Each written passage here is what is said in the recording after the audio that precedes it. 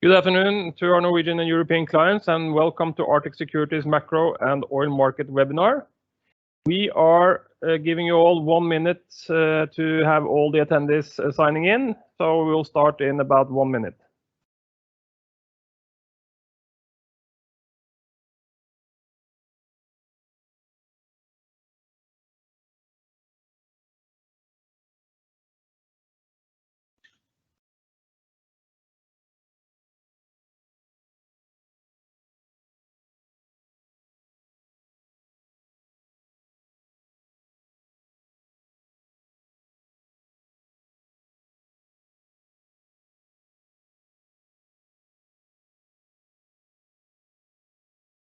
Good afternoon, everyone, to all our Norwegian and European clients, and welcome to the Arctic Securities Macro and Oil Market webinar with the title What Not to Worry About.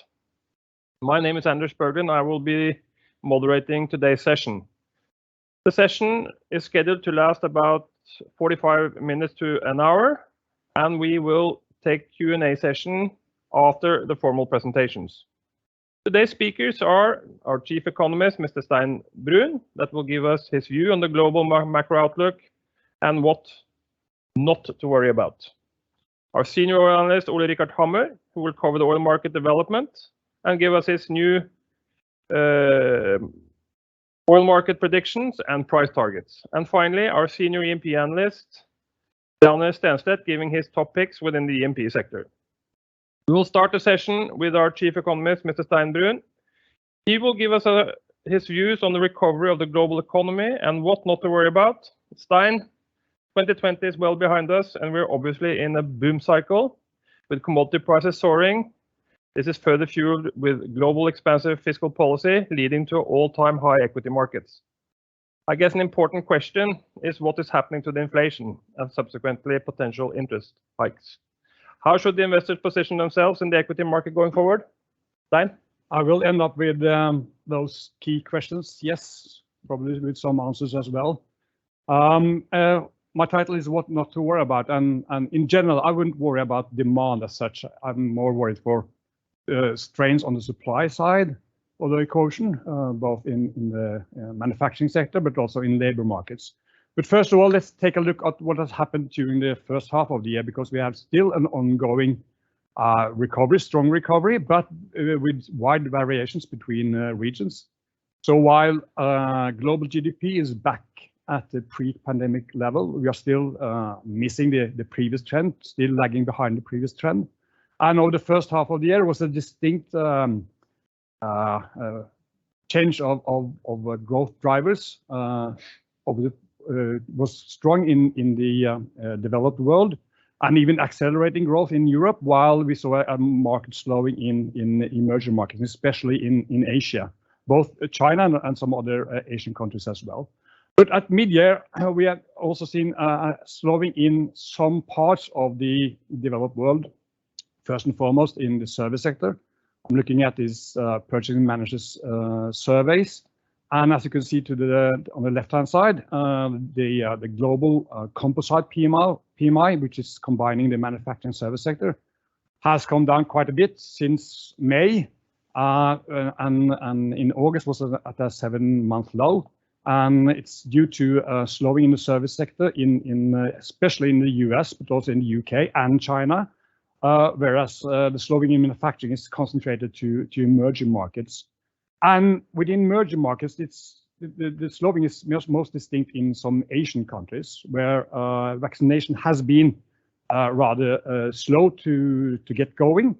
And also in China, there's been a broad-based slowing among various sectors, reflecting authorities' zero tolerance towards any COVID infections, while new infections is running at below 30 on average for a week. They are implementing countermeasures, straining transportation, traveling over this important summer holiday period, which obviously also hit consumer spending, but also affecting manufacturing as well. We are seeing, for example, that some parts of large ports has been closed due to a very limited outbreak. So the uncertainty at the moment is first and foremost in Asia, and also what's happening in the US, because we have an underlying slowing there as well. These variations between regions largely reflects where we are in the pandemic cycle, and also what kind of countermeasures they have taken, and not least vaccinations.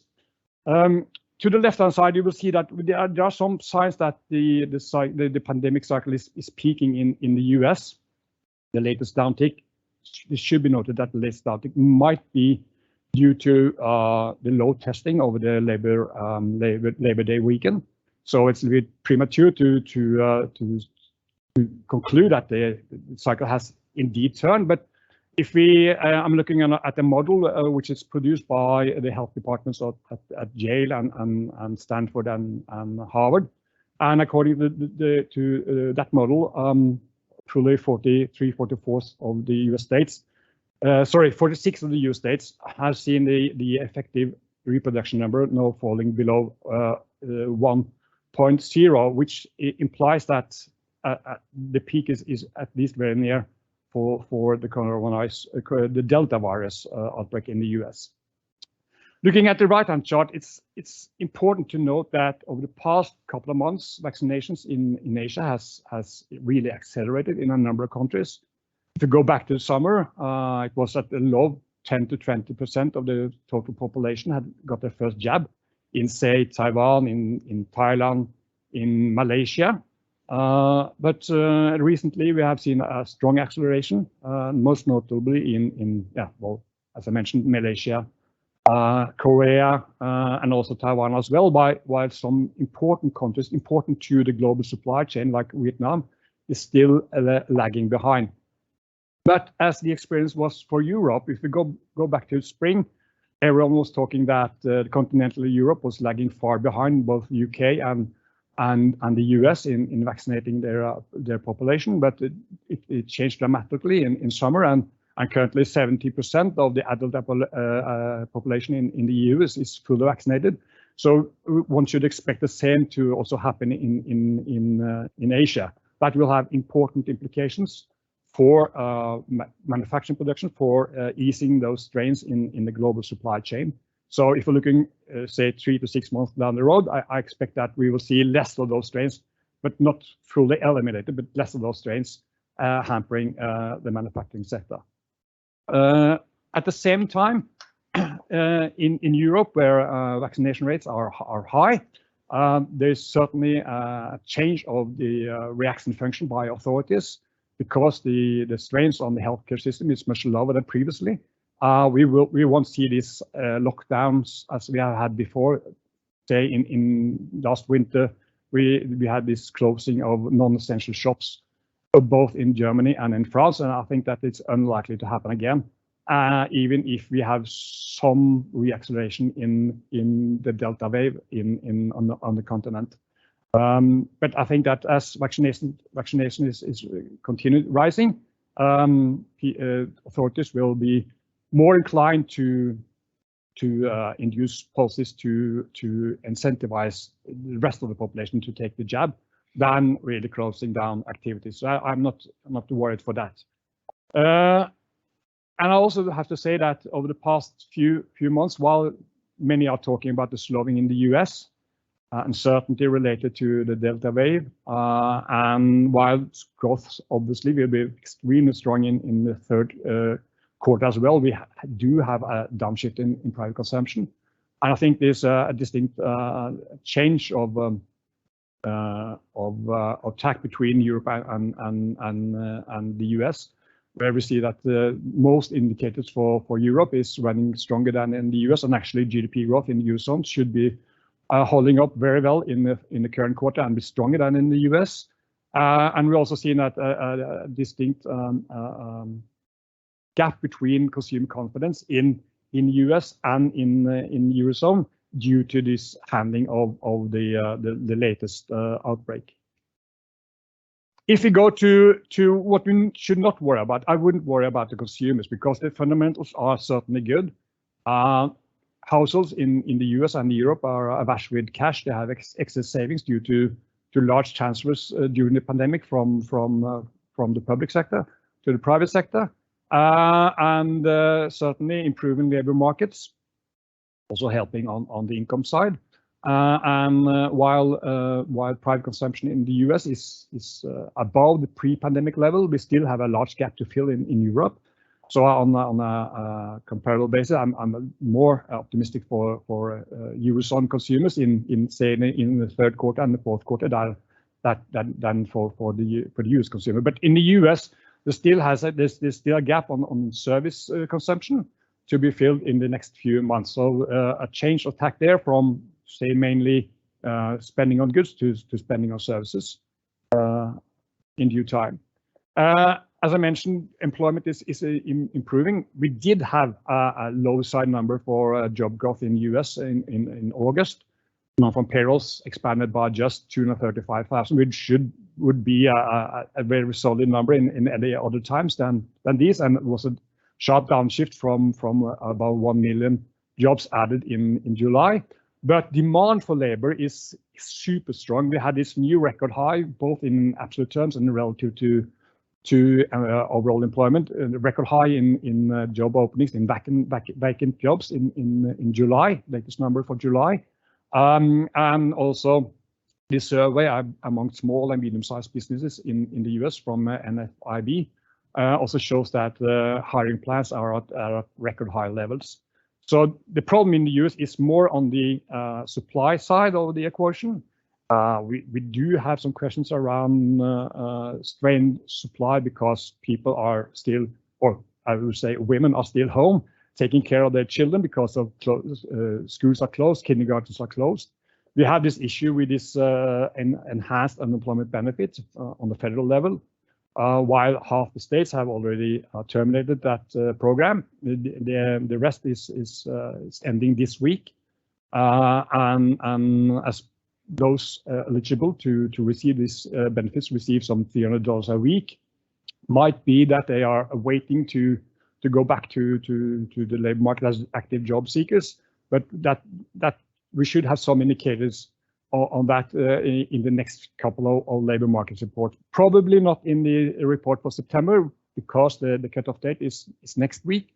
But anyhow, for the job report from the US from October should show some improving labor supply. In Europe, we have seen the latest surveys are showing that businesses are extremely optimistic on the outlook and certainly also on employment as well, as you will see on the right-hand chart there. So employment growth in Europe should continue running strong and unemployment falling quite rapidly.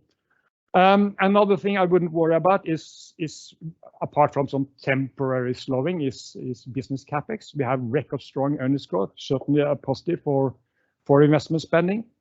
We do have some different indicators from the service.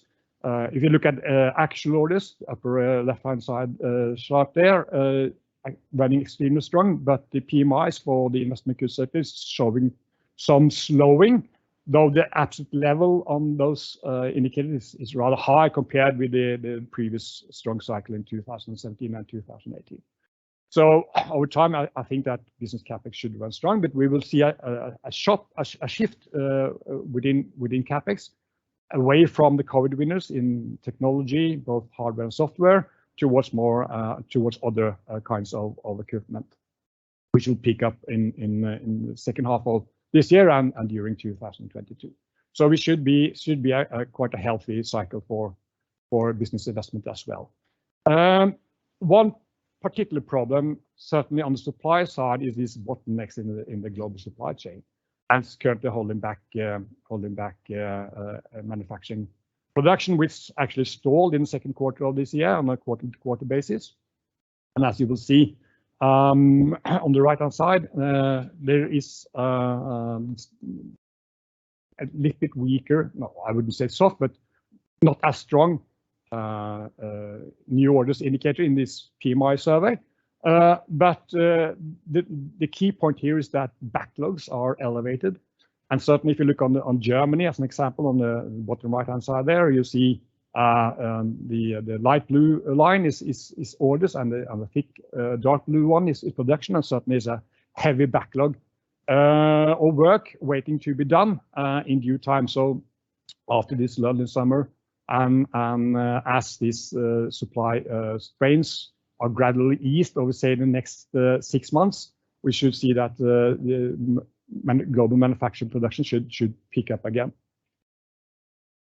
One key theme going forward regarding interest rates and bond yields are what's happening to inflation. And certainly we have had a sharp jump in both in emerging markets and in the industrial world. The OECD overall inflation rate is running at the strongest since the global financial crisis, and if you exclude energy and food, running the strongest in 20 years.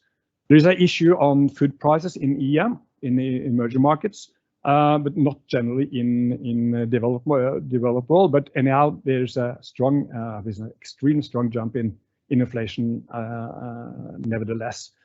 So far concentrated to the US, but we know that there's a more general pressure in the pipeline. If you look at these output price measures from the PMI, both for the manufacturing sector and for the services.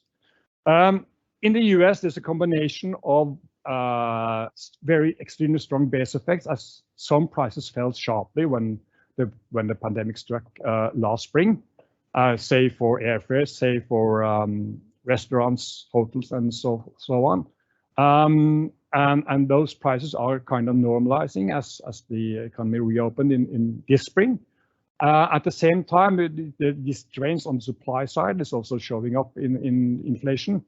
First and foremost, illustrated with this extreme jump in prices for used cars, because production of new cars are lagging behind due to lack of key components. So the sharp jump in inflation in the US has been heavily led by prices for searching prices for used cars. So and this will certainly reverse in due time. I think the markets will be very patient concerning these high side inflation rates in the US, because everyone knows it's coming down in due time. But at the same time, going forward, you should really focus on the main items. And one thing I think will be keeping inflation rather high in the US is actually rents, which makes up 1/3 of the CPI index in the US. And certainly, if you look on the relationship between rents and home prices, certainly you would expect rents to increase quite markedly going forward. And that will be important for Fed eventually. The first important thing for Fed is when will they announce that they are going to reduce their monthly purchases of treasuries, 80 billion a month, and on mortgage-backed securities, 40 billion a month. And I think the earliest likely timing of an announcement will be at the early November monetary policy meeting. And certainly this tapering will be an event for markets, because this liquidity injection from all this bond buying has certainly inflated asset prices. That will be extremely important. The other important thing is what's going to happen with bond yields. And while we have seen them coming down this year, 10-year yields in the US was at 173, 74 in March. Obviously, some 40 basis points lower these days. I do not expect that inflation expectations should rise markedly in the US, but I think that the looming rise in bond yields will come from a reversal in real yields. If you look on the traded real yields in the US, so they are currently at -1%, and that has been a key driver for nominal yields to come down. And really is at these levels is really an exception. We call that from mid 2013 and up until late 2019, real yields in the US, the tradable real 10-year yield in the US was actually positive, currently -1%. So if it only goes to say -50, -40, -30, which is low by any historic standard, you could obviously have 10-year yields rising to about 2%. That will have, I do not think that a measured increase in bond yields will have negative effects for the whole market, but certainly any rise in real yields will have some important sector implications as illustrated on the right-hand side there. And when we are talking about equities, currently markets are expecting earnings to rise by 8-9% next year. That isn't too optimistic. To the contrary, I think that as long as these leading indicators like the PMIs stays above 50, 53, 54, we will likely see more upgrades than downgrades on earnings. So I think that there still are some upside potential for earnings expectations for 2022. One key uncertainty in the US is if we will have any higher taxes coming, say, in October, which hasn't been factored into the forecast yet. But I'm rather optimistic on the equity market. Certainly, we will not have these extremely strong returns as we have had over the past year, but should nonetheless be positive, but so with some important sector implications. Thank you. Thank you very much, Stein. I guess nothing to worry about, and it's all about stocking up with more equities. Our next speaker is our senior oil market analyst, Ole Rikard Hammer. No need to give any further introduction, but Ole Rikard, I have a quick introductory question to you. We have an ongoing reacceleration of the global economy, continued low E&P spending combined with significant field decline rates. And I guess we have a strong foundation for a strong oil price over the next 12 months. However, will the US shale producer again trash the party with a sharp step up in the production? Short answer to that is no. We think the foundation for the oil price is quite strong. It's not going to trash the party, but we are going to see, of course, some, let's say, door openings and clearing out of the air from time to time in this market. But we think the foundation is quite strong. Yeah, good morning to everyone. We're here today to talk about the reversed risks in the oil market. It's been a continued strong market during the summer. However, we've seen some bouts of volatility, which in our view has more to do with the changes in sentiment than actual changes in underlying physical fundamentals, which we believe are quite strong. And we think the market now is in the process of resolving itself to going higher, and that's why we thought it was good to have this webinar today. In our view, the price risks are now skewed to the upside after seeing this Q3 correction. I think that demand is going to strengthen post-Delta. We think supply, while going higher, is going to be relatively restrained, and it's going to be reactive rather than proactive, which is good news for prices. And we believe that geopolitical risks in the oil market, which have been arguably low during the last few months, are more likely not to go higher, driven to no surprise by events in the Middle East. So we have a new price forecast. We're adding $5 basically to our price deck, which means we see $75 average in Q4. We see a $70 average for all of 22, and we have moved our sort of longer term trading range up to 65 to 80. Which reflects, I think, normal volatility in this market. So today, I'm going to mainly talk about demand because I think that's where the dog is buried. We'll touch a little bit on the supply side and the geopolitical risks, but it's, I think, all about demand, which is particularly interesting because the market has become so focused on the downside risk with all the headlines of the Delta. If we look at the Delta and look at how it has impacted demand, actually, I think the changes are relatively moderate. We've seen some setbacks, but forecasts have come down quite moderately compared to last year. And I think one lesson from that is that the world definitely has adapted to this challenging environment. And of course, as Stein alluded to, the rise in cases is not putting the same pressure on the health system.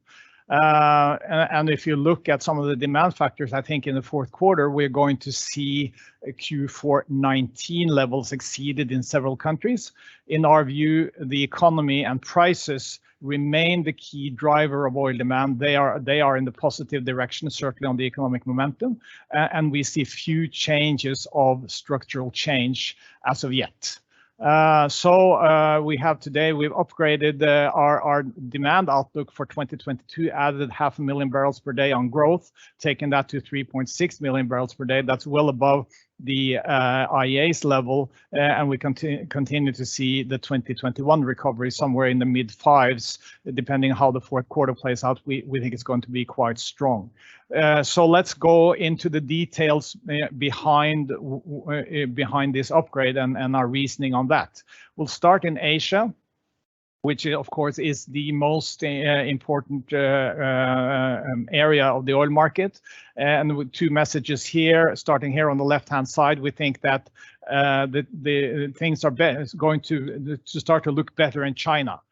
This a bit complex graph, but the point here is the upper light blue graph, which shows Chinese refinery runs, which have been relatively steady, although they fell back in July. They're set to improve as we go forward. The dark blue line at the bottom shows what imports have been doing, and then the bars show the implicit inventory change. So inventories, of course, built up last year, but they have been drawing consistently in recent months, and we think that the stage is now set for an increase. These drawdowns are basically a result of Chinese authorities' decision to try to quell any price increases, and also to quell speculation in oil caused by the smaller teapot refineries. Some of you, of course, have noticed China released and announcing a strategic stock release yesterday. I think again that's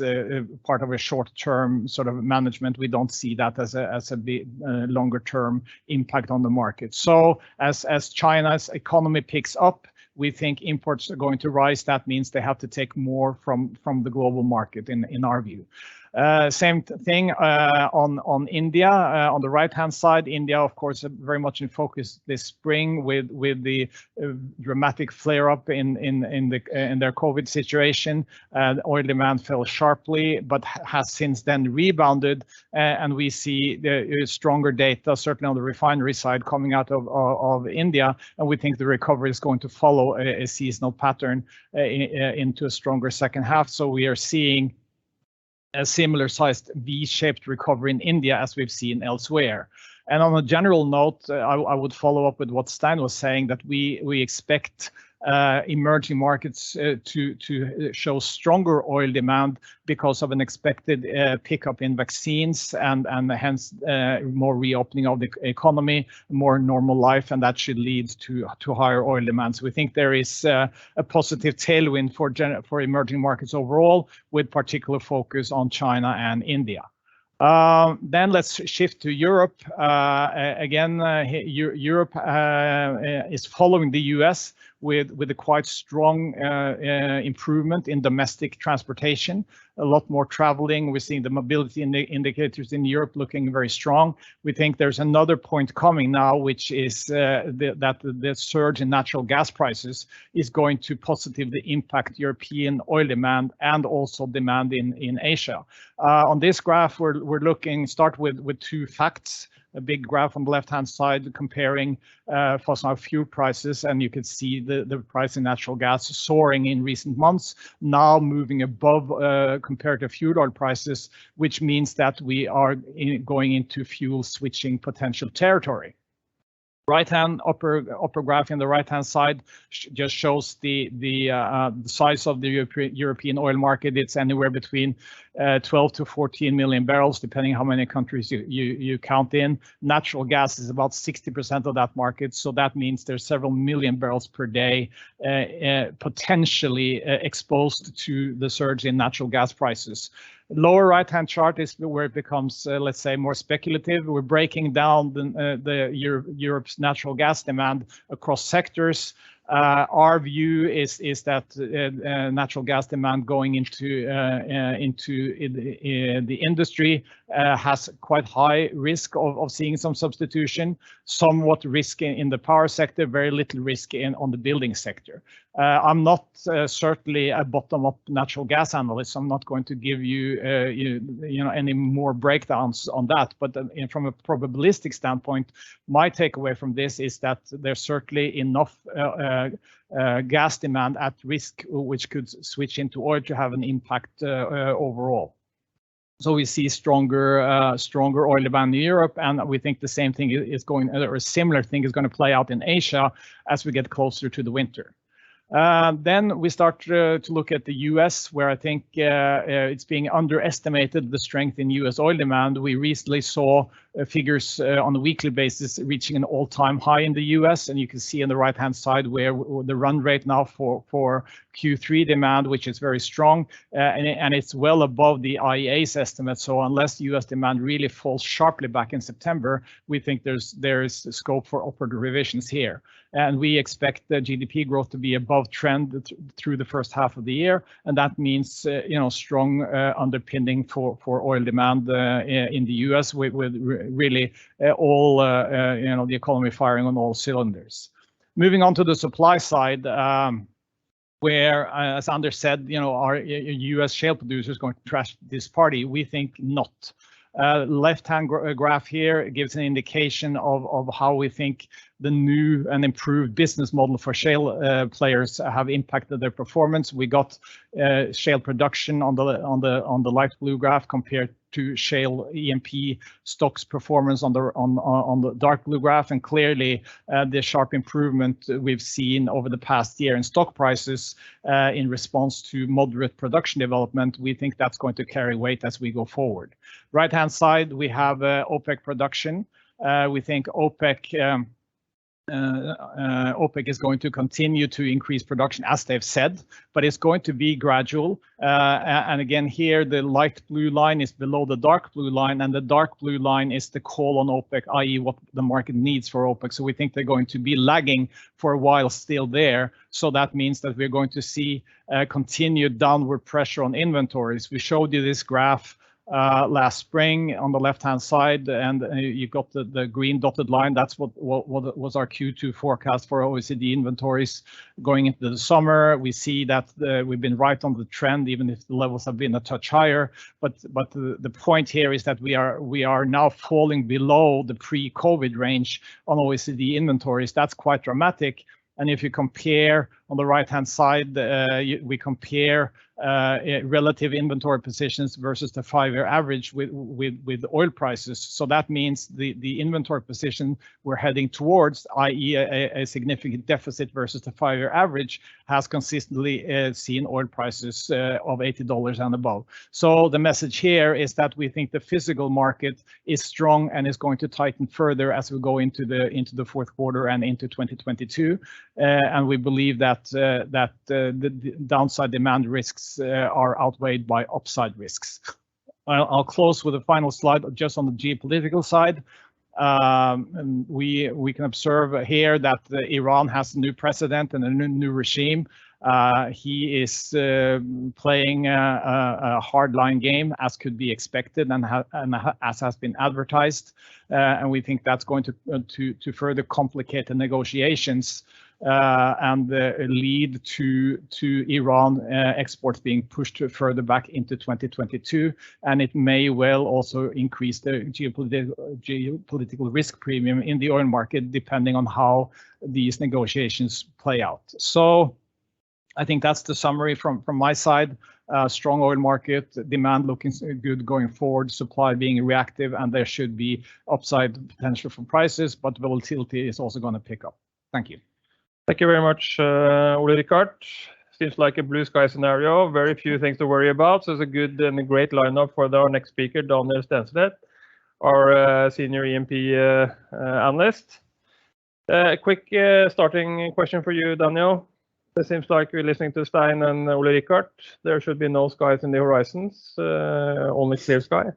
But the oil price has been fairly strong, but the oil stocks have moving sideways since our last presentation. So are investors shying this sector due to the ESG compliance, or are we going to end up with a universe with a great yield stocks and hence we can buy them all? What's your take and what's your top picks?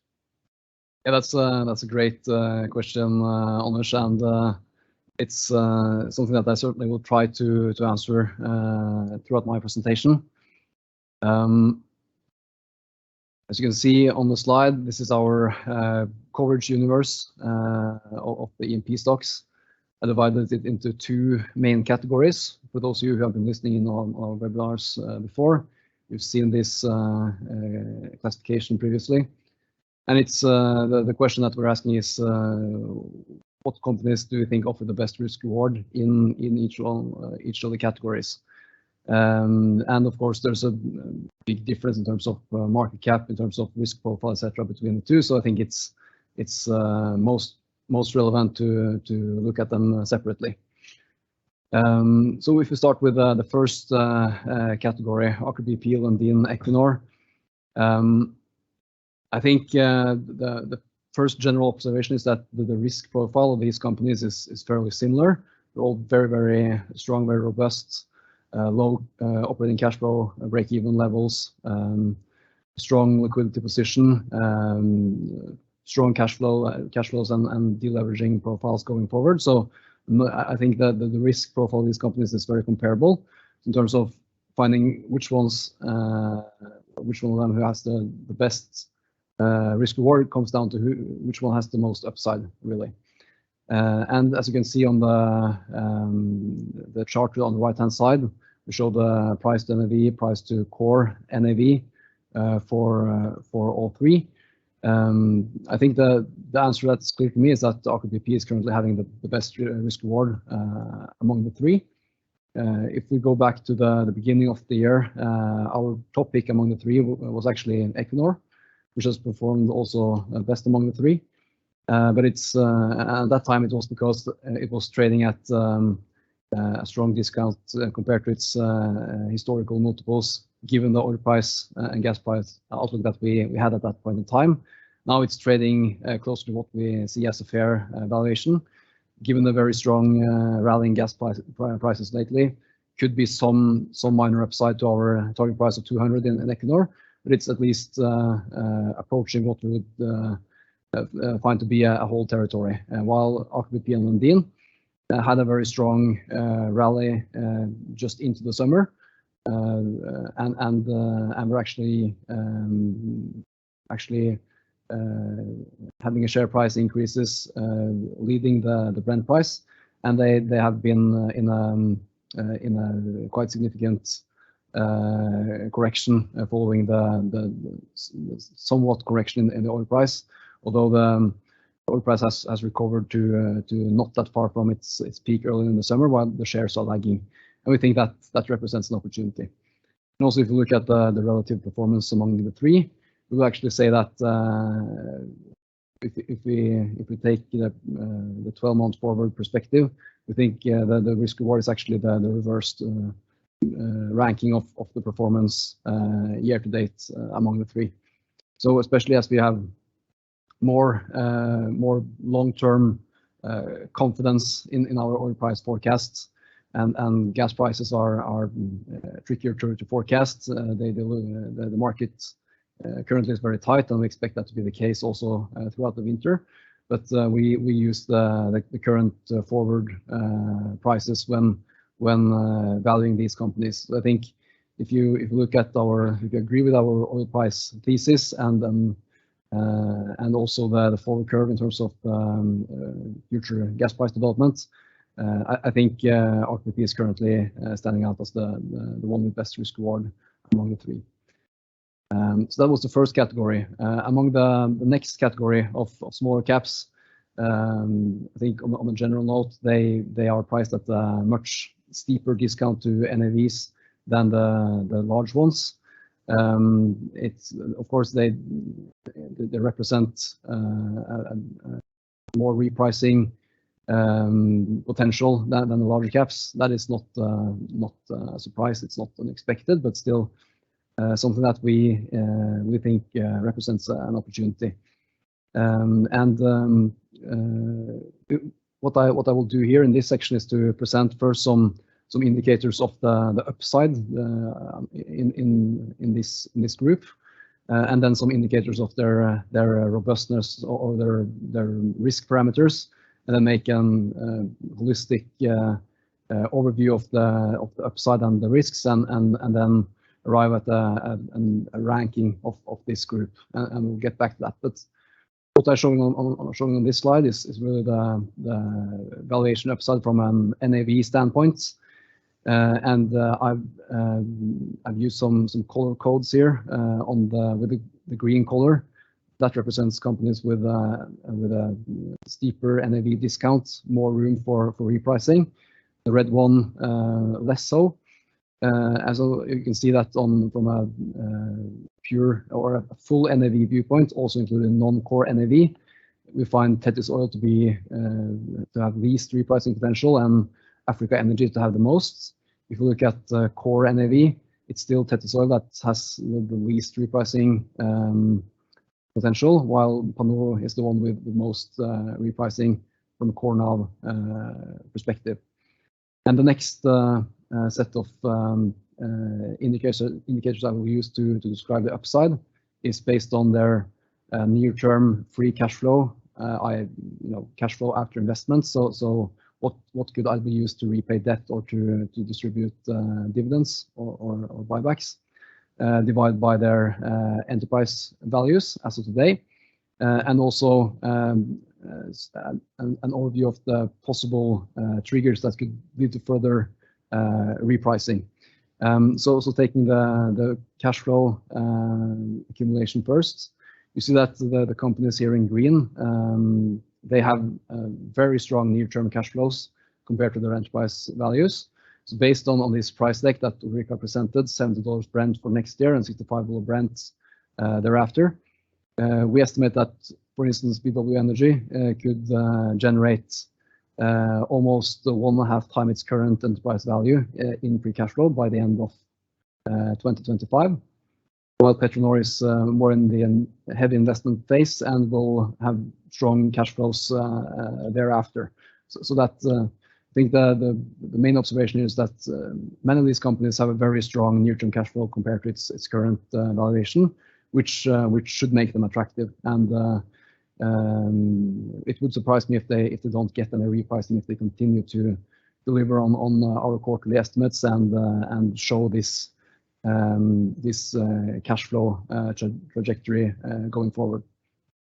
And on the chart on the right-hand side, in terms of other types of triggers that could drive repricing, I've separated that into two main categories. One being whether the company could significantly increase their current dividends or introduce dividends and/or buybacks within the time frame of the next 18 months, to be within the end of 2022. And also if they have some significant high impact exploration wells planned over the next 12 months, that could have a really big impact on the share price as well. And as you can see, 4 companies, the ones marked in green color, they have potential for both dividends and some high impact exploration. And the category in red, none of them. So this is something that we take into account when assessing the upside. In terms of the risk parameters, we've looked at the capex risk. Obviously, how significant is the capex compared to the current valuation of the company, and also the country risk profile, which is quite much skewed towards emerging a set of emerging market exposed companies. So explaining why most of them are marked with the red color in terms of the relative ranking there, while IPC and Noreco has OECD exposure, the only ones in this group, and also their operating cash flow break even to illustrate the robustness in a lower oil price scenario. So that is the average Brent price that the company needs to be operating cash flow break even, covering OPEX, SG&A, and also interest payments in that time period. So in the end, we have summarized the various parameters on this slide. On the upper half, you see the actual numbers, and you see the points that we have given them or assigned to them in the table on the lower half. And by assigning a positive value to the upside potential and negative value to the risk factor, we arrive at a relative scoring system. And you can see that the 4 companies achieving the highest scores are Panoro, Africa Oil, Gulf Keystone, and IPC. So just a summary slide on these ones. You see that their discount to core NAV based on the presented oil price deck is it's around a 40% discount, very close to that for all 4 actually. And you can see that in terms of their free cash flow, the expected cash flow they will generate over the next 4.5 years until the end of 2025, seen in relation to their enterprise values is very strong. So in all 4 names, you will actually get more than 80%, and in some cases more than 100% of their entire enterprise value generated in cash. And that could be seen in relation to their 2P reserve life. So for instance, in the case with Panoro, you'll have all the you'll get your EV repaid before the second quarter of 25, but you still have an additional 6.5 years of 2P reserve life, an additional 10 years actually of 2C resource life that could come in addition. So I think that that shows the attractiveness of some of the companies. Of course, depends on the individual risk profile of the investor, but I think that these 4 companies have strong production base, and they are set to generate very strong free cash flows, and some of it, or a quite significant share of it, will turn into dividends or buybacks in most or all of them. So I would have them on the radar, in addition to Aker BP as the top pick among the large caps. I think that was the quick walkthrough of my main points, and we can take some questions, Anders. Thank you very much, Daniel. I have Ole Rikard stepping up to the podium as well, and then we'll move over to the Q&A session. I think I'll start with you, Ole Rikard. Is there a case where in order to manipulate the oil price, that China could start to unload some of its strategic stocks? Well, obviously, it's kind of the case as we saw yesterday that they announced a release of strategic stocks. I would put it on Stein's list of things not to worry about. I think even though China has a large strategic inventory of oil at several 100 million barrels, I still think they are for different use than to let's say firefight against short-term market-driven price swings. Like in the US, these are emergency barrels located there to address acute supply shortage of supply situations. And I think the Chinese will see that releasing from strategic inventory really is a short-term answer maybe to a more fundamental issue. So I don't think that's going to be a case going forward on a regular basis. And there's another one concerning OPEC. Are there any more OPEC trouble in addition to the UAE as where you see it? Not the way I see it. Admittedly, I didn't see the UAE troubles really coming either, but I don't think Iraq or Nigeria, which would be the obvious candidates, are going to put up a level of fight in the range that the UAE did. I think Saudi-led strategy is proving to be successful. We're moving in the same direction, and I think OPEC at this point feel relatively comfortable with the situation. Thank you, and a couple of questions for you, Daniel. With the Norwegian election coming up next week, how do you view the political risk for producers on the Norwegian shelf? That's a good question. I think the main thing to recognize is that among the large caps that are presented, that have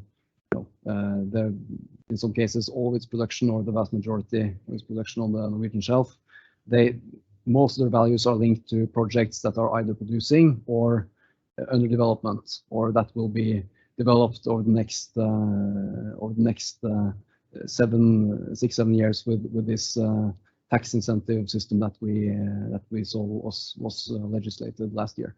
So on those fields, I don't see any risk at all. The big question is related to the exploration, and I don't think you should rule out the risk that there could be some changes to frontier areas, frontier exploration on the Norwegian shelf.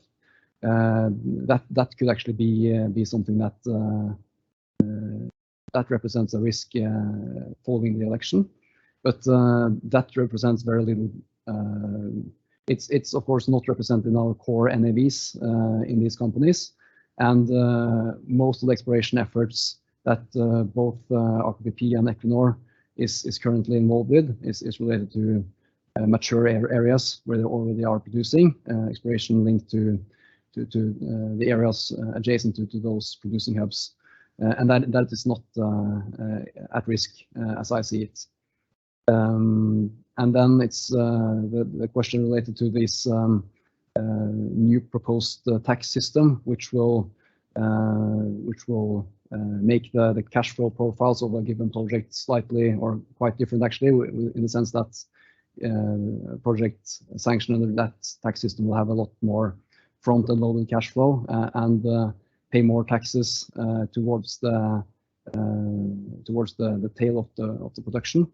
And it comes down to really a cost of capital question, whether that is attractive or not. But the neutrality cost of capital in that case is standing at 6.8% with the cost of capital, and that is definitely towards the lower end of the cost of capital used on these companies. So I see it having a neutral to, in some cases, slightly positive impact, those proposed tax changes standalone. So overall, I think the risk is not that significant, and mostly related to frontier exploration, which is a very non-significant part of our company valuations. Thank you. And a more specific question on a specific company. How is it possible for Gulf Keystone to repay its EV in 5 years while having more than 20 years of remaining 2P reserve life and not have a universe?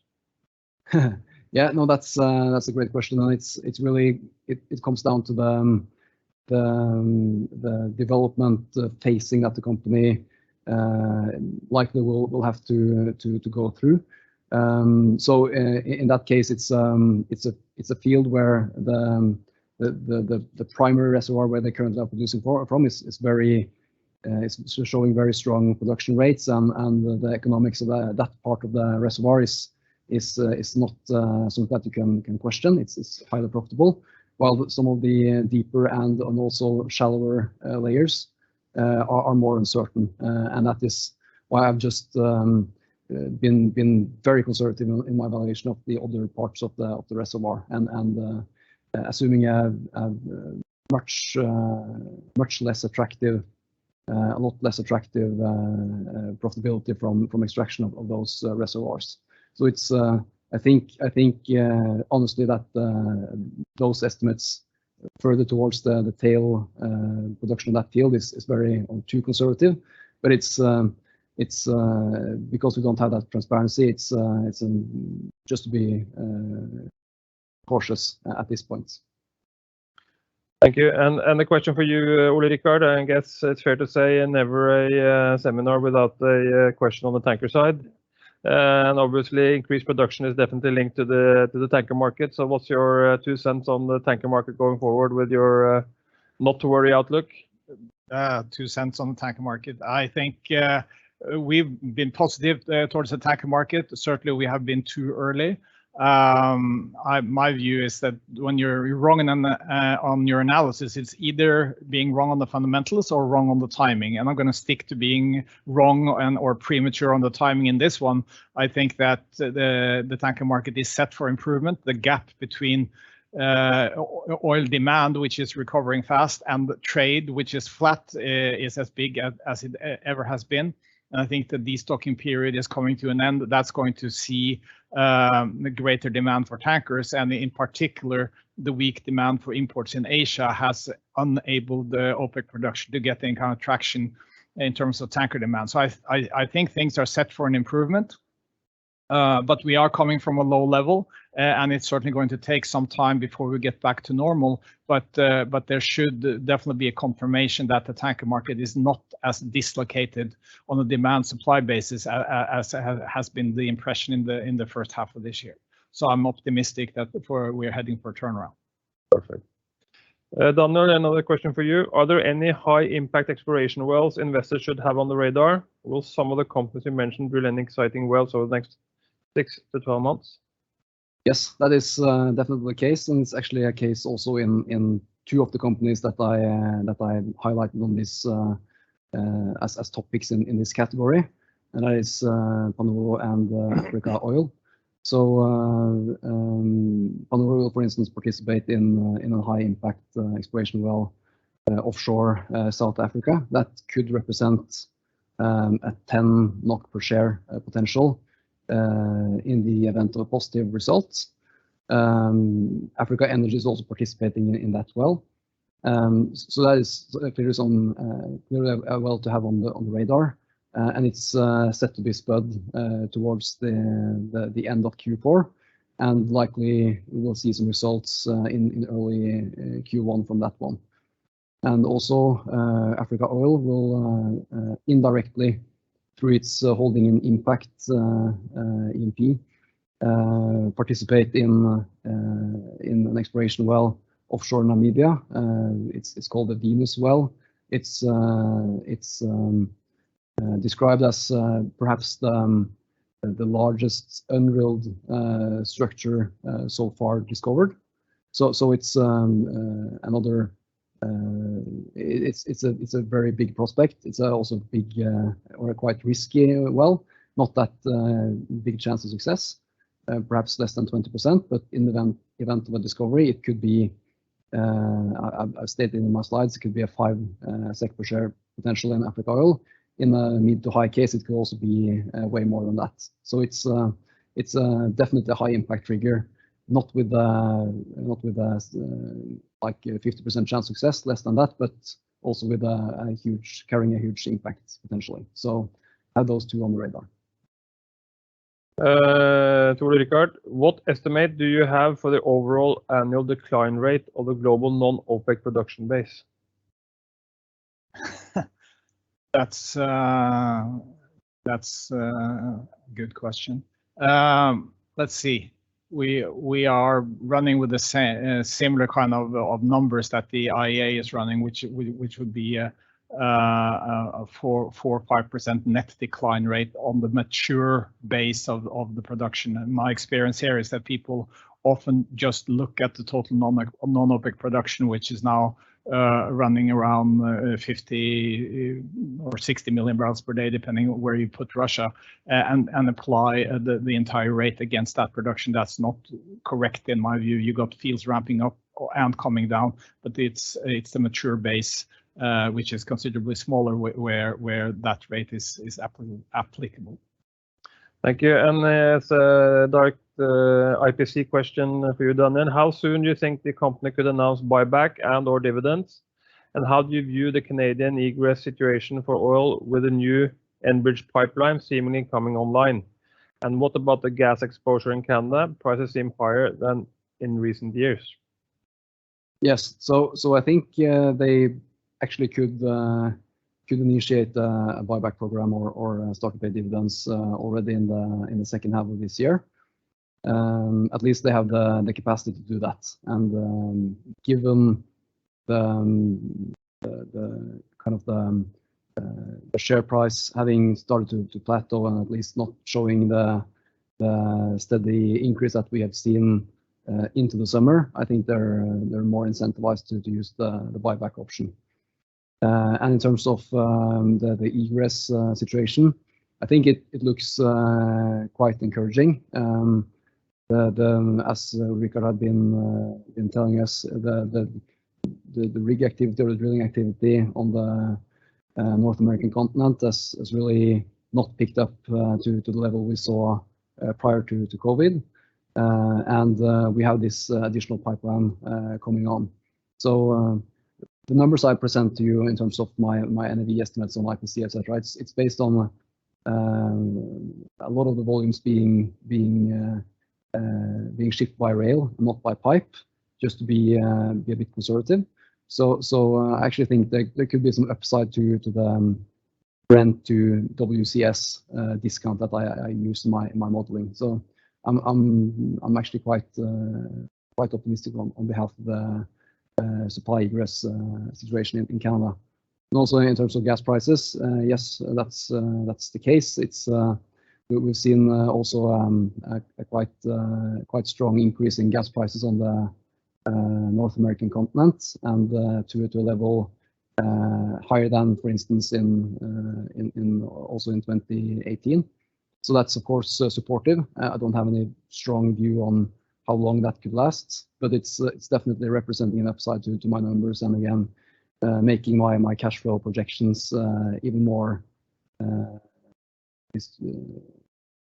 increasing the estimate quality and adding some upside to the numbers that I've presented. Thank you very much, Daniel. And I think we have used most of an hour now, so thank everyone for dialing in. And I would like to give a thank you to both Ole Rikard, Daniel, and Stein.